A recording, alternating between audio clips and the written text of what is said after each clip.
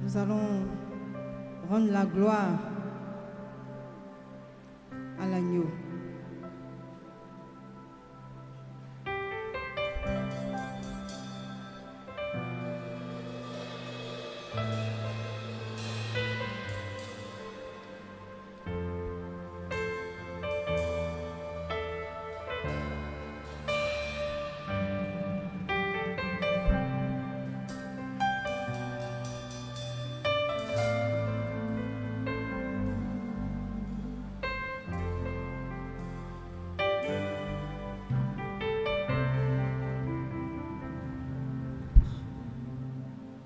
Je donne gloire, gloire, gloire à l'agneau. Je donne gloire,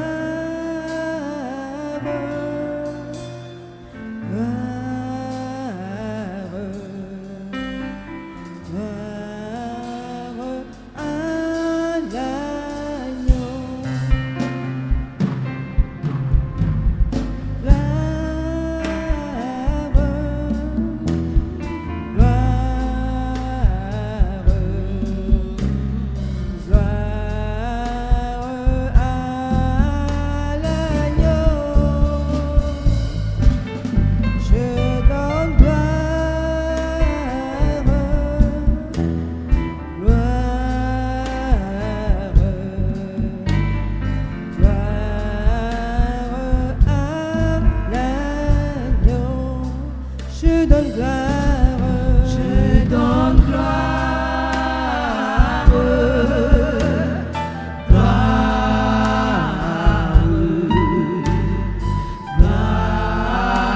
gloire à l'agneau. Je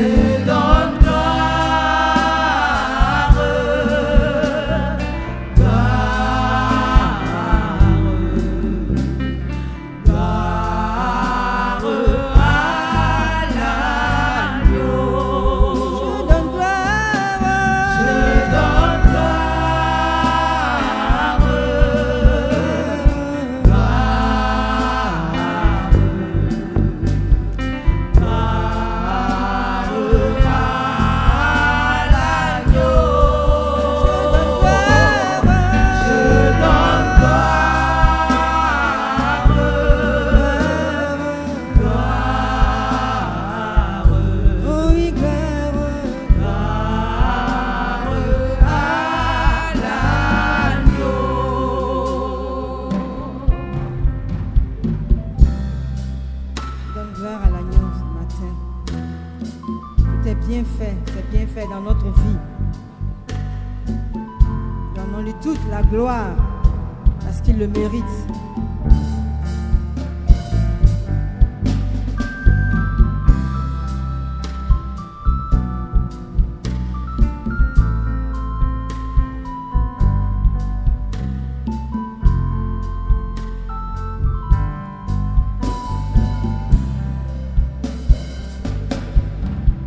Je veux te dire que je t'aime, mon Seigneur, mon Jésus. Dans ton amour suprême, tu as prouvé pour mon salut. Je suis libre, je veux te louer, de tout mon cœur t'adorer. C'est mon désir de me prosterner devant celui qui m'a sauvé.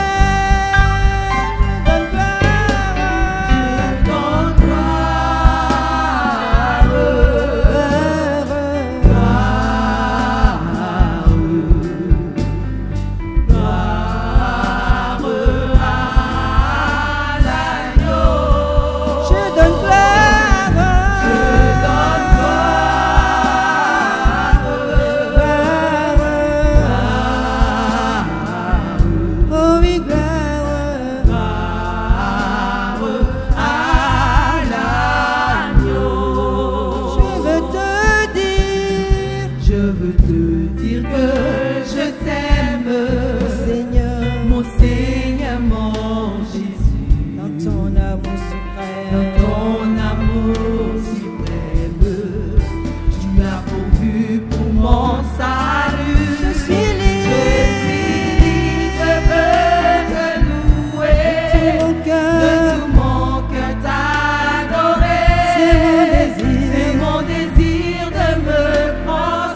devant celui qui m'a sauvé.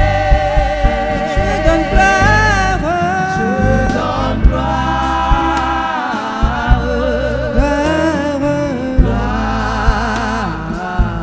oh oui, gloire,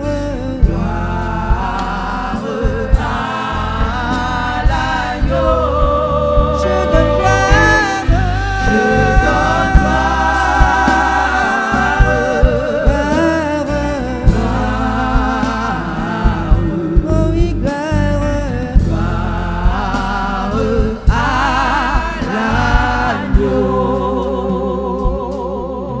l'agneau. je donne gloire, oh oui, gloire, je donne gloire à l'agneau. Je donne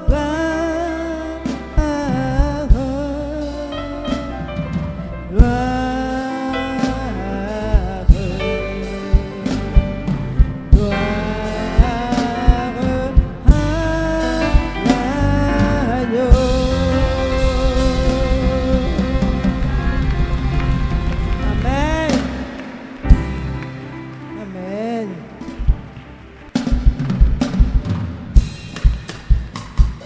Nous allons demander aux fidèles de Dieu de venir voir ce que Dieu a fait pour nous.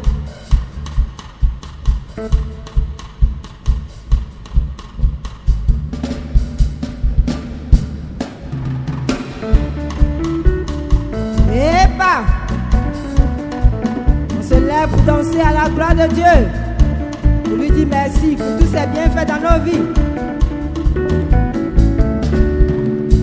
Vous tous les fidèles de Dieu, venez. Je vais vous raconter ce qu'il a fait pour moi. Vous tous les fidèles de Dieu, venez. Je vais vous raconter ce qu'il a fait pour moi. Vous tous. Les fidèles de Dieu, venez. Je vais vous raconter ce qu'il a fait pour moi. Tous les fidèles de Dieu, venez. Je vais vous raconter ce qu'il a fait pour moi. Tous les fidèles de Dieu, venez, venez, je vais vous raconter ce qu'il a fait pour moi. Tous les fidèles de Dieu, venez, venez, je vais vous raconter ce qu'il a fait pour moi. Vous tous, les fidèles de Dieu, venez. Je vais vous raconter ce qu'il a fait pour moi. Il a fait pour moi. Tous les fidèles de Dieu, venez. Je vais vous raconter ce qu'il a fait pour moi. Vous tous les fidèles de Dieu, venez, venez, venez, je vais vous dire ce qu'il a fait pour moi. Vous tous les fidèles de Dieu, venez, venez, venez, je vais vous dire ce qu'il a fait pour moi. Vous tous les fidèles de Dieu, venez, je vais vous raconter ce qu'il a fait pour moi. Il a fait pour moi. Tous les fidèles de Dieu, venez, je vais vous raconter ce qu'il a fait pour moi. Dis merci. Merci, merci, merci, merci, merci. Merci au Seigneur. Dis merci. Merci, merci, merci, merci, merci. Merci au Seigneur. Dis merci. Merci, merci. Dis merci au Seigneur. Merci, merci. Merci au Seigneur. Dis merci. Merci, merci, merci, merci, merci. Merci au Seigneur. Hosanna, Hosanna, Hosanna, Hosanna, Hosanna, Hosanna au Seigneur. Hosanna, Hosanna, Hosanna, Hosanna, Hosanna, Hosanna au Seigneur. Dis Hosanna. Hosanna, Hosanna, Hosanna, Hosanna, Hosanna, Hosanna au Seigneur. Dis Hosanna. Hosanna, Hosanna, Hosanna, Hosanna, Hosanna, Hosanna au Seigneur. Dis Alléluia. Alléluia, Alléluia, Alléluia, Alléluia, Alléluia au Seigneur. Dis Alléluia. Alléluia, Alléluia, Alléluia, Alléluia, Alléluia, Alléluia au Seigneur. La main du Seigneur m'a montré sa puissance. La main du Seigneur m'a fait triompher. La main du Seigneur m'a montré sa puissance.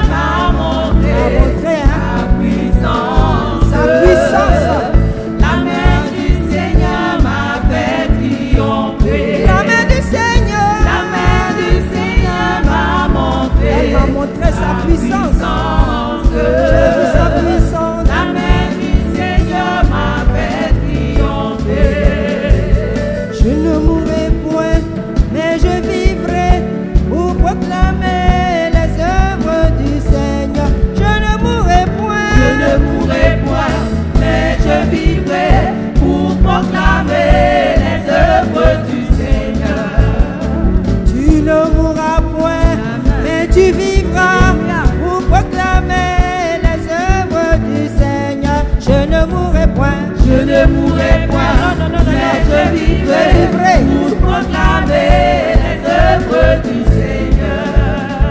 Nous ne mourrons point, mais nous vivrons pour proclamer les œuvres du Seigneur. Je ne mourrai point, je ne mourrai point, jamais, mais je vivrai pour proclamer les œuvres du Seigneur. Eh ben, nous ne mourrons point, nous vivrons pour proclamer les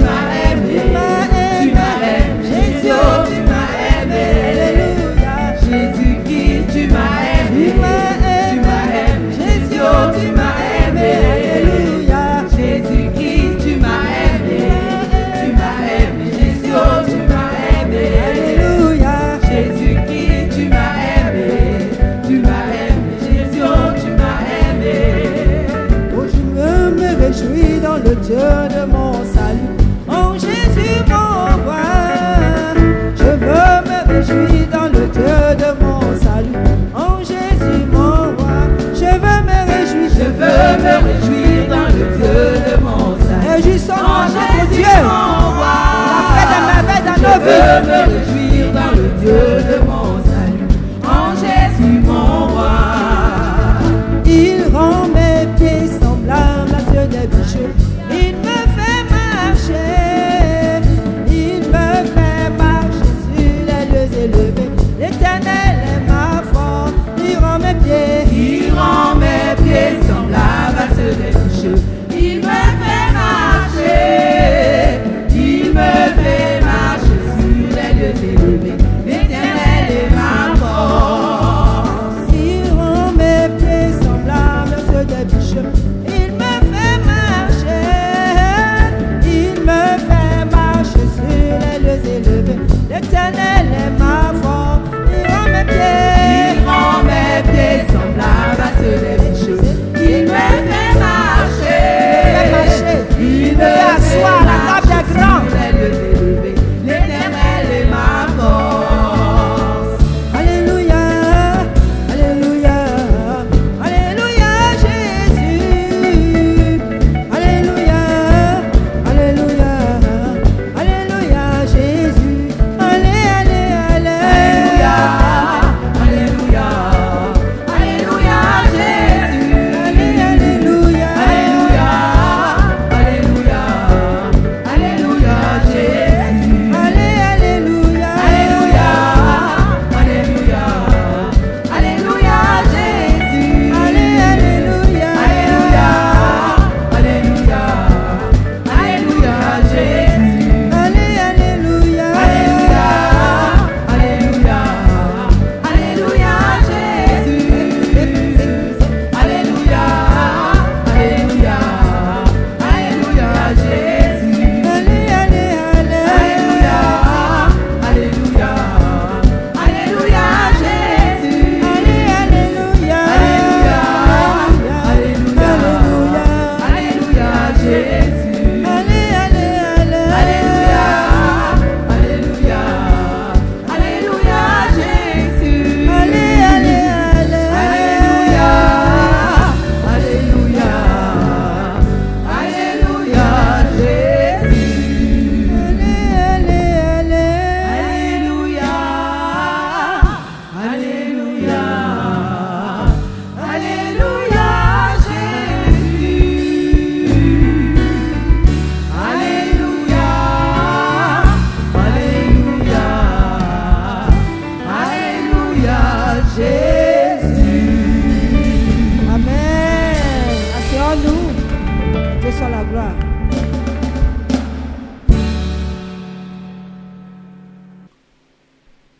Père de gloire,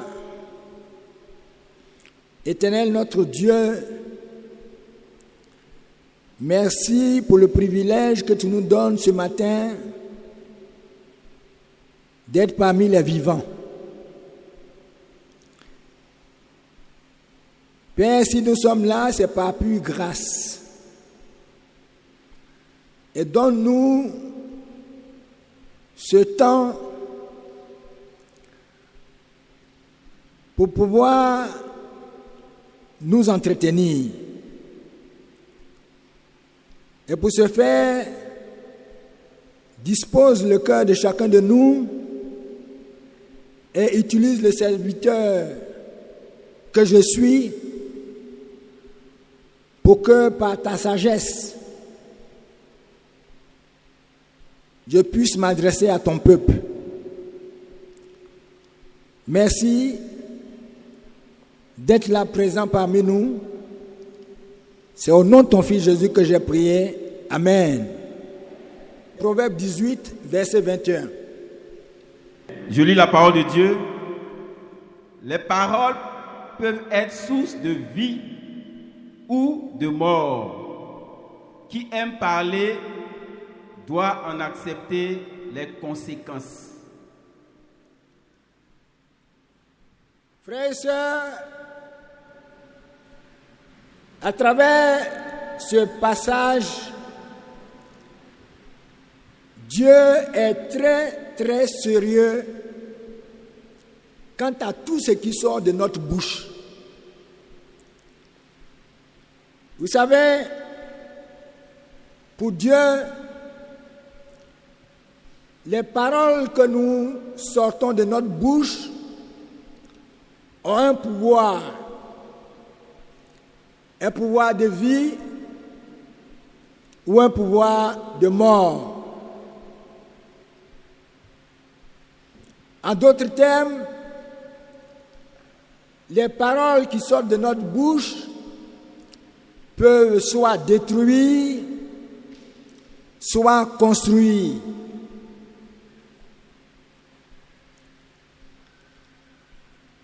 Et donc, nous devons faire très, très attention à ce que nous disons. Mais aussi, nous devons faire attention à ce que nous écoutons. Parce que c'est ce que nous écoutons que nous allons dire un jour. Donc, il faut que nous fassions attention à deux choses. D'abord à ce que nous disons et ensuite à ce que nous entendons et à ce que nous écoutons. Parce que nous sommes des chrétiens, c'est-à-dire des messagers de la vie.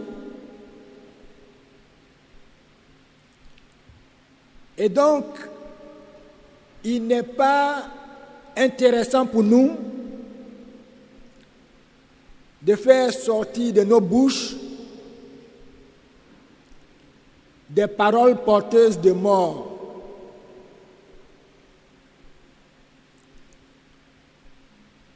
Et les paroles porteuses de mort, c'est toute parole qui ne vient pas de Dieu.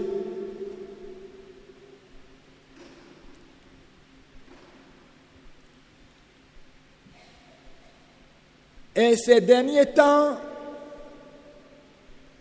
nous entendons beaucoup de choses et nous intervenons aussi dans beaucoup de choses. Mais avec quel cœur, avec quelle attitude et avec quelle inspiration?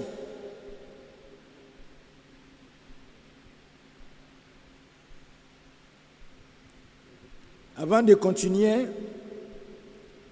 allons-y en Jacques 3, du verset 8 au verset 10. Jacques 3, verset 8 au verset 10. Je lis la parole de Dieu. Mais personne n'a jamais pu dompter la langue. Elle est mauvaise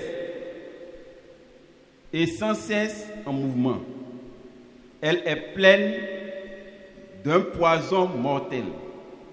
Nous l'utilisons pour louer le Seigneur, notre Père, mais aussi pour maudire les êtres humains que Dieu a créés à sa ressemblance. Des paroles de louange ou de malédiction sortent de la même bouche. Mes frères, il ne faut pas qu'il en soit ainsi. Amen. Amen. Frères et sœurs, le Créateur de toutes choses, celui qui a créé la langue, et bien sûr celui qui nous a créés, voici en quelques mots la description qu'il fait de cet organe qu'est la langue.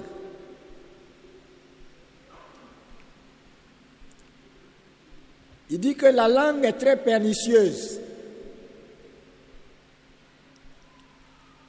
Alors si elle est pernicieuse, il va falloir savoir s'en servir. Parce que pour nous les chrétiens, il n'est pas bon que nous utilisions la même langue pour bénir Dieu et la même langue pour maudire les enfants de Dieu, ou bien les créatures de Dieu. Et c'est là que je vais interpeller le peuple de Dieu. Vous savez, dans nos interventions sur les sujets politiques, quelquefois nous n'avons pas la mesure du chrétien. Parce qu'en tant que chrétien, nous ne devons pas maudire l'autre. Qu'importe sa position, qu'importe son parti pris, nous devons aimer et nous devons réconcilier.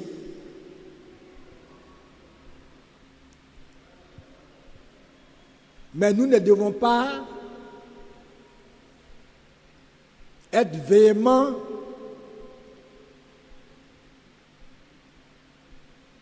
à traiter les autres qui ne partagent pas certainement la même opinion que nous de tous les noms. Et cela ne plaît pas à notre Seigneur. Et il a dit dans sa parole qu'il n'en soit pas ainsi.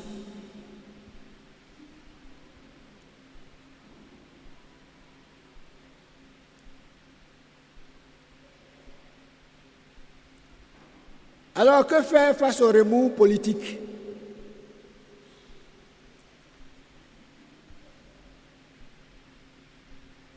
D'abord, il faut éviter de prendre à la légère tout ce que nous disons. Et je pense qu'avant de parler, il faut savoir raison garder, parce que nous sommes des chrétiens.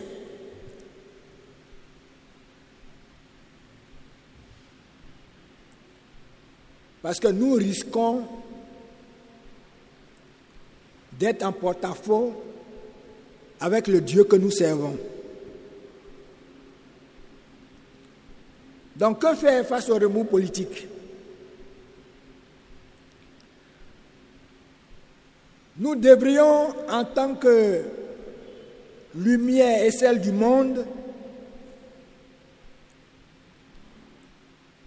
éviter de parler comme les gens du monde.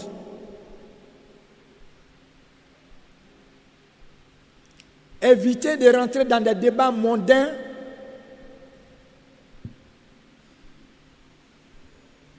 qui ne font pas avancer les choses.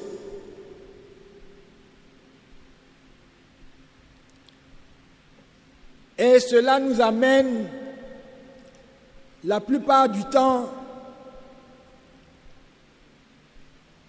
à utiliser le langage de la peur,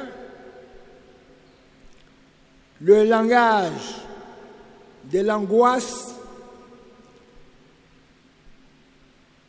le langage de l'anxiété, le langage de l'exaspération et même prôner la loi du talion.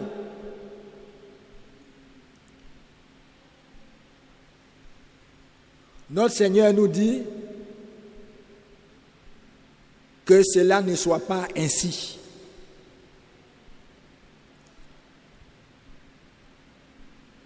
Nous devons éviter de faire le jeu de l'ennemi. Parce que l'ennemi,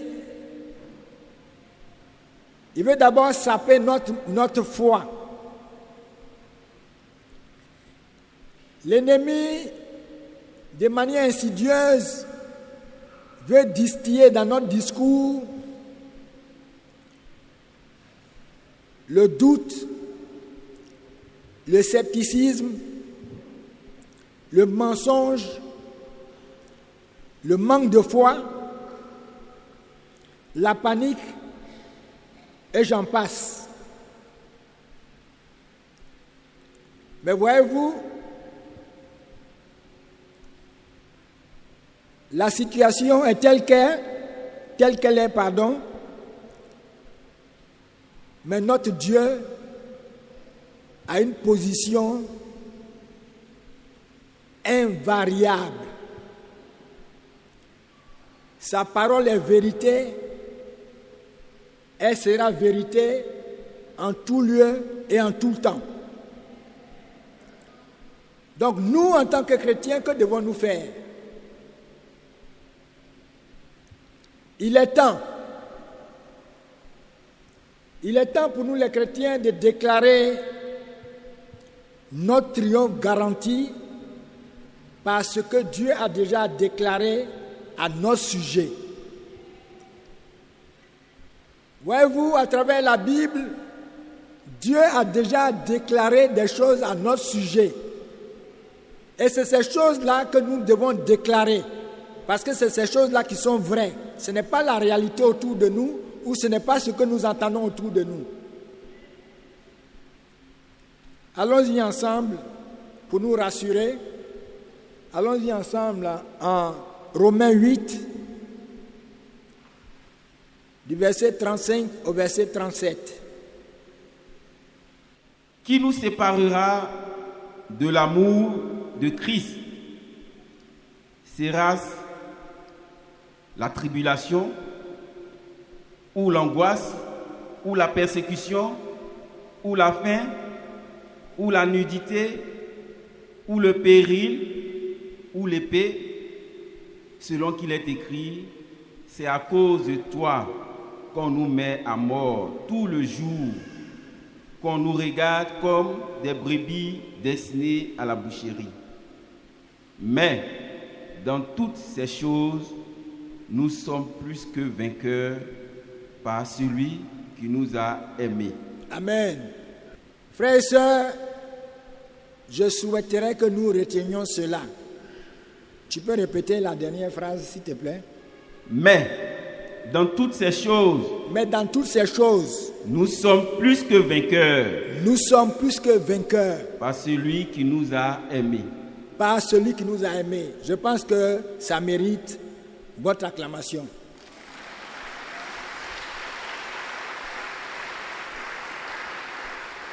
Frères et sœurs, à quoi ça sert d'être dans l'angoisse si nous avons la garantie que nous serons dans toutes ces tribulations, nous serons plus que vainqueurs? Ça, c'était la première des choses que je voulais vous dire. La deuxième, c'est en Psaume 23. On va lire d'abord le verset 1.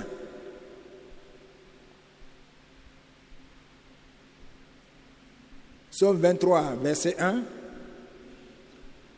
Psaume 23, verset 1. Psaume appartenant au recueil de David. Le Seigneur est mon berger. Je ne manquerai de rien. Okay. Le Seigneur est mon berger, je ne manquerai de rien. Vous voyez, quelquefois, nous lisons la Bible, mais nous la lisons, en tout cas pour certains, comme un livre.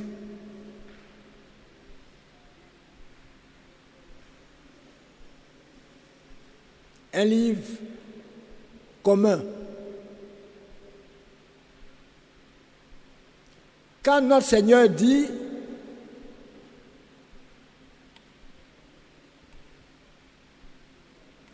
le Seigneur, si le Seigneur est notre berger, alors quelle assurance? Parce que le berger, il sert à quoi? À quoi sert le berger? Si le Seigneur est ton berger, si le Seigneur est notre berger, alors nous sommes peinards. Nous sommes peinards parce qu'il va veiller à notre sécurité et il va veiller à notre quoi? À notre quoi? Les Ivoiriens disent quoi? À notre badouko.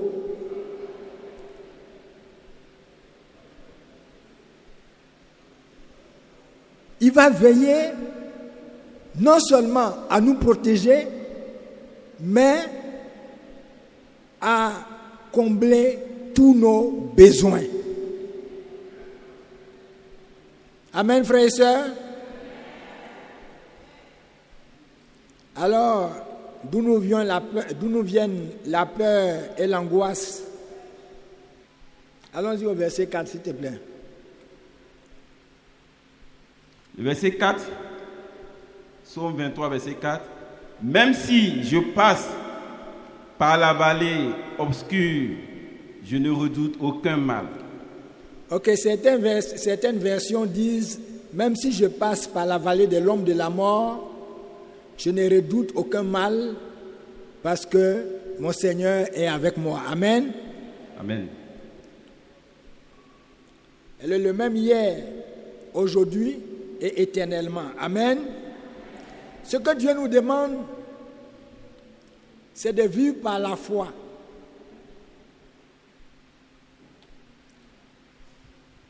C'est-à-dire vivre en nous fondant sur ce qu'il dit,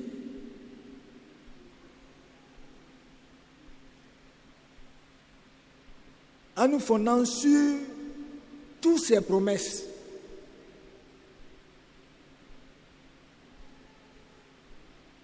Il n'est pas un homme pour mentir, alors il n'y a aucune inquiétude à avoir. Il est tout puissant, il a toute la capacité de réaliser toutes ses promesses pour nous. Amen.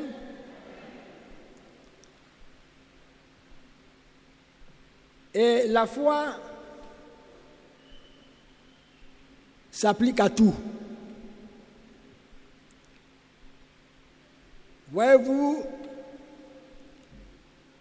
quelquefois nous manifestons la foi dans certains domaines de notre vie chrétienne et dans d'autres, nous manifestons plutôt un manque de foi.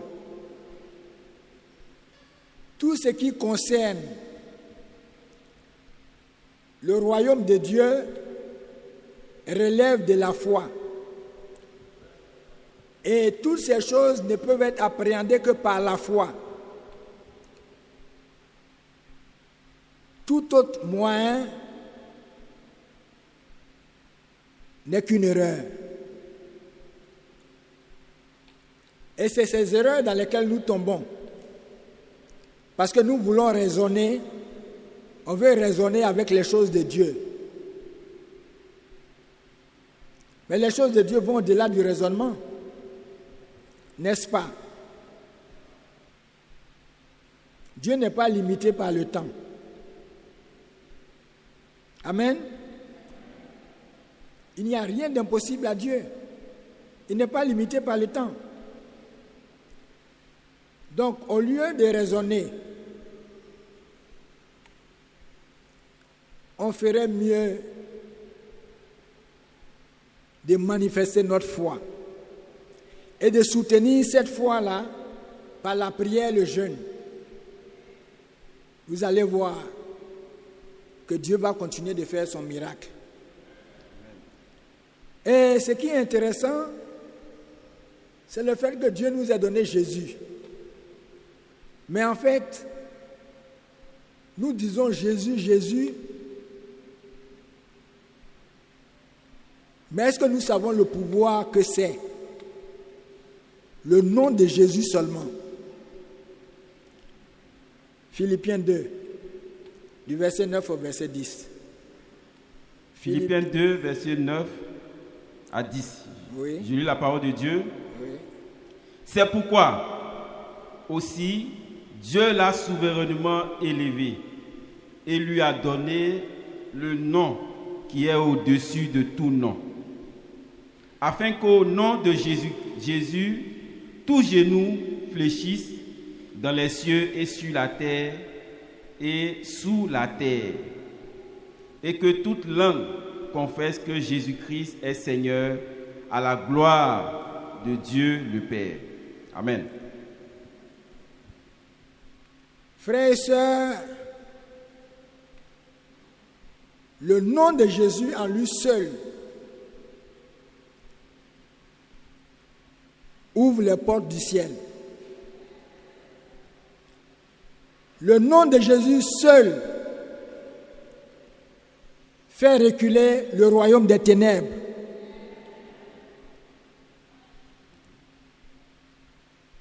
Alors, ce que Dieu attend de nous, c'est que nous proclamons le nom de Jésus avec foi, avec conviction, avec certitude. Et nous allons voir que toutes les chaînes seront brisées. Toutes les peurs qui nous assaillent, seront dissipées. Et tous les doutes vont s'évanouir.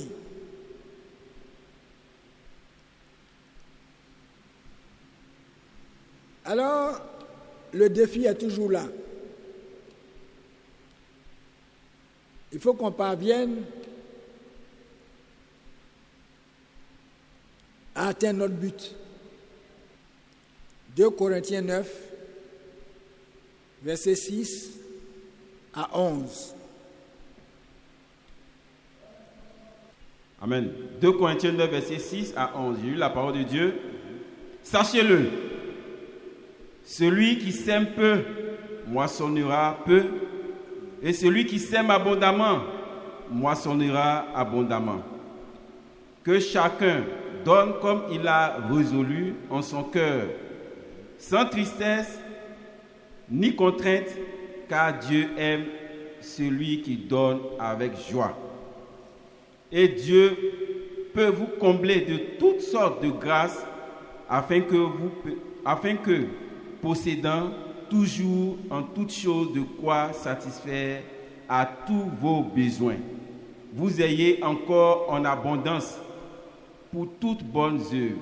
Selon qu'il est écrit, il a fait des largesses, il a donné aux indigents, sa justice subsiste à jamais. Amen. Celui qui fournit de la sémence au semeur et du pain pour sa nourriture, vous fournira et vous multipliera la sémence et il augmentera les fruits de votre justice. Frères et sœurs, voici des versets bibliques que nous devons méditer chaque jour en tant que chrétiens. Si nous voulons prospérer, ces versets sont utilisés par des païens et ils s'en sortent. Vous savez pourquoi? Parce que c'est des principes divins. Le principe de la sémence est un principe divin qui marche si on l'applique. Vous allez voir que toutes les grandes fortunes ont des fondations. Ils donnent des milliards gratuitement comme ça. Est-ce qu'on a réfléchi un jour pour savoir mais pourquoi?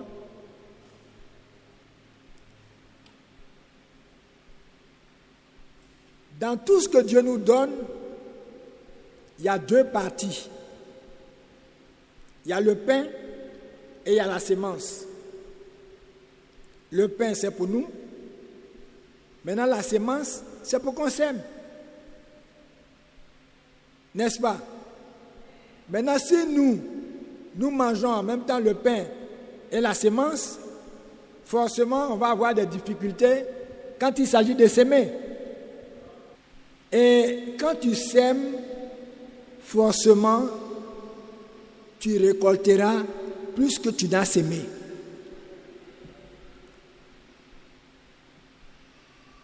Et en disant cela, ce n'est pas forcer la main à quelqu'un. Parce que Dieu dit, si tu ne donnes pas avec joie, ce n'est pas la peine. Mais une chose est sûre, quand tu sèmes, tu récolteras plus que tu n'as sémé. Maintenant, où s'aimer? Et c'est là, quelquefois nous sémons dans des terres arides. Et voici les terres fertiles. On a les veuves, les orphelins, les indigents, les servantes et les serviteurs de Dieu. On a l'œuvre de Dieu. Quand tu sèmes dans ces choses-là, forcément, ta récolte sera abondante. Je dis qu'il y a des païens qui ont compris ça et moi j'ai vécu l'expérience plusieurs fois. C'est-à-dire quand des païens se rendent compte que tu es un pasteur, mais ils sont prêts à tout pour toi. Parce qu'ils savent que c'est une sémence. Et dans l'église, tous ceux qui contribuent, ils prospèrent.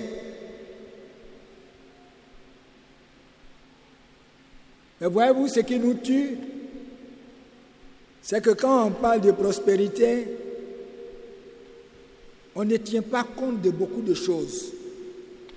Quelqu'un qui est en bonne santé, n'est-ce pas une prospérité? Quelqu'un qui est vivant, n'est-ce pas une prospérité? Mais on pense que prospérité, c'est toujours j'ai l'argent, j'ai 10 voitures, j'ai 20 voitures. Non, ce n'est pas que ça. Tu as tes enfants, ils se portent bien, ce n'est pas la prospérité. Tu as des enfants qui sont intelligents, ce n'est pas la prospérité. Frères et sœurs, prenons Dieu au mot. Prenons-le au mot. C'est la seule chose qu'il attend de nous.